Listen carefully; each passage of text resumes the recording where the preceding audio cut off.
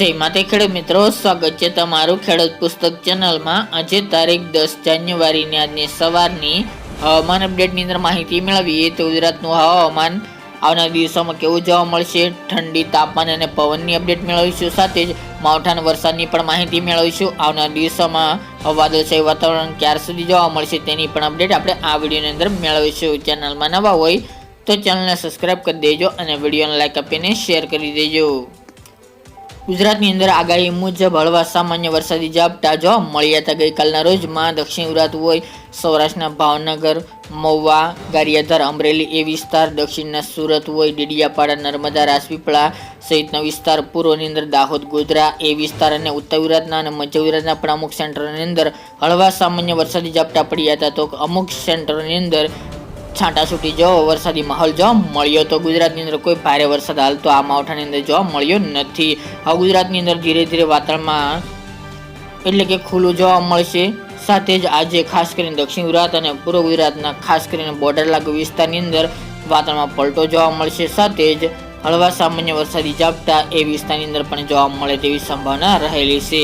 આ સાથે જ સૌરાષ્ટ્રનો વિસ્તાર, મધ્ય અને ઉત્તર ગુજરાતના પણ અમુક વિસ્તારોની અંદર વાદળછાયું વાતાવરણ સાંજ સુધી જોવા મળે તેવી શક્યતા છે અને 11 જાન્યુઆરી બાદથી ગુજરાતમાં સંપૂર્ણપણે ચોખ્ખું વાતાવરણ જોવા મળે તેવી શક્યતાઓ દેખાઈ રહી છે। આજે દિવસ દરમિયાન હળવા સામાન્ય વરસાદી ઝાપટા નોંધાઈ શકે છે, જેમની અંદર દક્ષિણ ગુજરાતનો વિસ્તાર, વાપી, વલસાડ, બીલીમોરા, વાસંદા, ભવનાથ, અંબોશી, કપરાડા, સાપુતારા, આહવા તેમજ વાની અને બોર્ડર લાગુ વિસ્તારના મોટાભાગના ગ્રામ્ય વિસ્તાર તેમજ નવસારી જિલ્લો, બારડોલી સુરતનો વિસ્તાર, વ્યારા, નવાપુર, ઉમરપાડા, વાંકલ સુરતના વિસ્તાર, તેની સાથે ડેડિયાપાડા, શિનોર, કરજણ, જંબુસર, નર્મદા, છોટાઉદેપુર, કવાંટ તાલુકો, બોડેલી, ડભોઈ સહિતના વિસ્તારની અંદર હળવા સામાન્ય વરસાદી ઝાપટા વરસી શકે છે। જ્યારે મધ્ય પૂર્વ વિસ્તારની અંદર જેમાં દાહોદ છે, પીપલોડ, ગોધરા, ચાંપાનેર, લુણાવાડા, બાલાસિનોર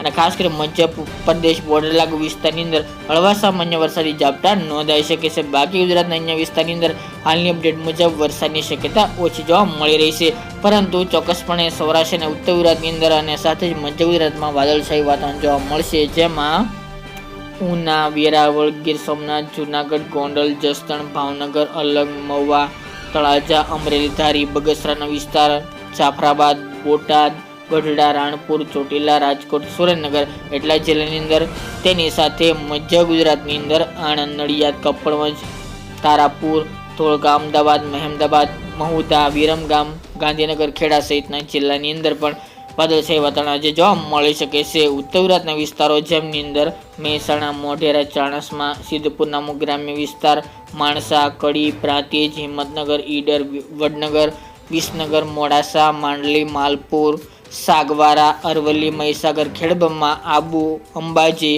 તેમજ રાજસ્થાન બોર્ડર લાગુ મોટાભાગના ગ્રામ્ય વિસ્તારની અંદર વાતાવરણમાં પલટો જોવા મળે અને વાદળછાયું વાતાવરણ આજે દિવસ દરમિયાન જોવા મળે તેવી શક્યતા રહેલી છે। દક્ષિણ ગુજરાત અને પૂર્વ ગુજરાતના ખાસ કરીને બોર્ડર લાગુ વિસ્તારની અંદર હળવા સામાન્ય વરસાદી ઝાપટા આજે નોંધાય તેવી સંભાવના રહેલી છે। ત્યારબાદ મિત્રો આપણે જણાવ્યું તે મુજબ કે ગુજરાતની અંદર હવે આવનાર દિવસોમાં વાતાવરણ ચોખ્ખું જોવા મળશે। 11 તારીખ બાદ પછી ગુજરાતમાં કોઈ વરસાદની સંભાવના હાલ કે માવઠાની શક્યતા જણાતી નથી। રાબેતા મુજબ તાપમાન ચાલે તેવી શક્યતા છે, પરંતુ 1-2 ડિગ્રી વધઘટ થવાની પણ શક્યતા દેખાઈ રહી છે। વાત કરીએ તો પવન, ઠંડી અને તાપમાનની ગઈકાલથી પવનની ઝડપમાં વધારો જોવા મળી રહી છે। આજે તેમજ આવતીકાલે એમ 2-3 દિવસ હજી પવનની ઝડપ જોવા મળી શકે છે। આજે પણ સૌરાષ્ટ્રના વિસ્તારની અંદર અમુક વિસ્તારની અંદર 20 થી લઈને 25 કિલોમીટર પ્રતિ કલાકની ઝડપે પવન ફૂંકાઈ શકે છે।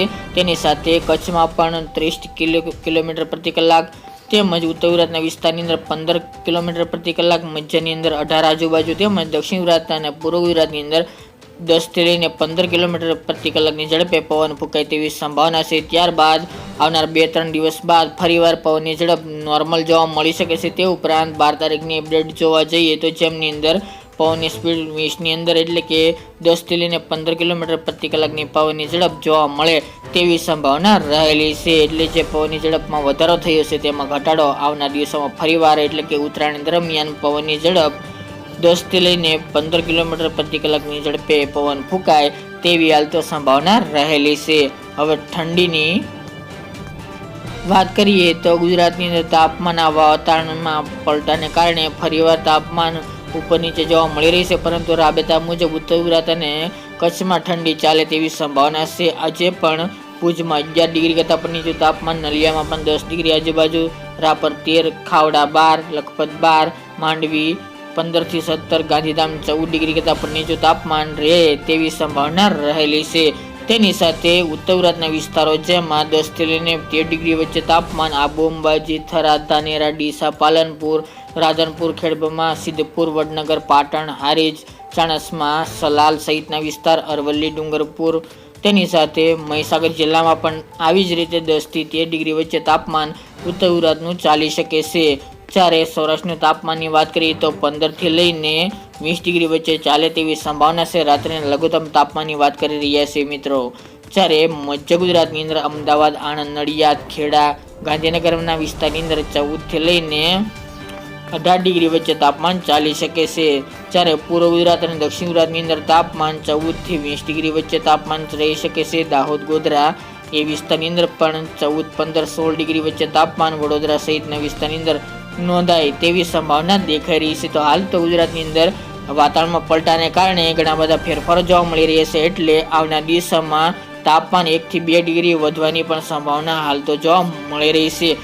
ઠંડી જોવા મળશે. બપોર દરમિયાન હાલ તો જે ઠંડી પડી રહી હતી તેમાં ઘટાડો થશે. રાત્રિની ઠંડીમાં પણ થોડો ઉત્તરાયણના દિવસો દરમિયાન ઘટાડો થાય તેવી સંભાવના રહેલી છે, પરંતુ રાબેતા મુજબ આ ઠંડી જોવા મળી શકે છે 15 તારીખ સુધી, એટલે કે 15 જાન્યુઆરી દરમિયાન.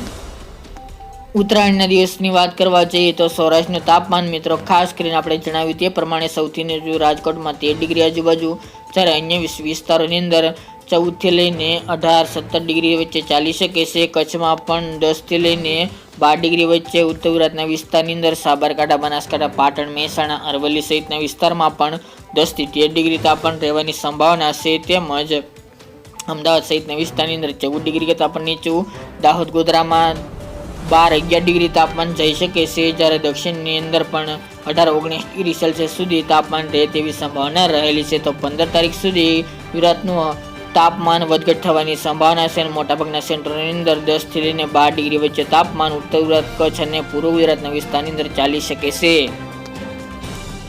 જ્યારે આવનાર દિવસોની વાત કરવા જઈએ તો બપોર દરમિયાનનું તાપમાન 27 ડિગ્રી સેલ્સિયસ સુધી અમુક સેન્ટરોની અંદર જોવા મળશે. બાકીના સેન્ટરોની અંદર 25 ડિગ્રી આજુબાજુ, સૌરાષ્ટ્ર હોય, મધ્ય પૂર્વ વિસ્તારની અંદર પણ 25 ડિગ્રી આજુબાજુ, અમદાવાદ સહિતના વિસ્તારમાં, કચ્છમાં 23 ડિગ્રી આજુબાજુથી નીચે, તેમજ ઉત્તર ગુજરાતમાં પણ 23, 24 ડિગ્રી કરતાં પણ નીચું તાપમાન જોવા મળી શકે છે.